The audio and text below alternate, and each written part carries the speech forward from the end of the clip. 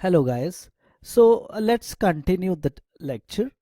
Now we will be talking about creating the pod using the YAML file. The first step of course is to go ahead and create a text file. Let's call it pod.yaml and add the following text just as we discussed earlier. Now, the second step is save the file and tell Kubernetes to create its content. Now,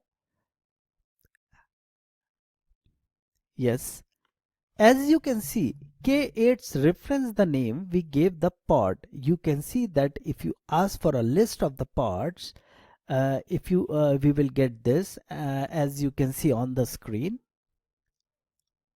If you check early enough, you can see that the pod is still being created. After a few seconds, you should see the containers running. From here, you can test out the pod just as we did in the previous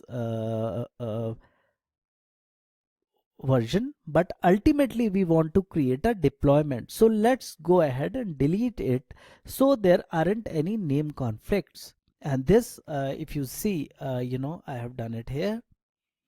Right. Now troubleshooting the pod creation. So sometimes of course things don't go as we expect. Maybe you have got a networking issue, or you have mistyped something in your YAML file. You might see an error like this.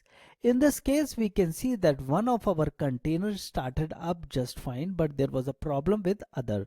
To track down the problem, we can ask Kubernetes for more information on the pod. As probably you can see here.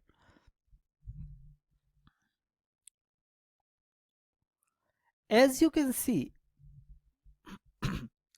there's a lot of information here, but we are more interested in the events. Specifically, once the warning and errors start showing up, from here I was able to quickly see that I had forgotten to add column v1 tag to my image.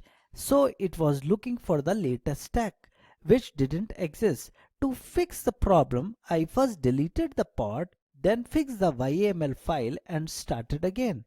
Instead, I could have fixed the repo so that Kubernetes could find what it was looking for, and it would have continued on as though nothing has happened.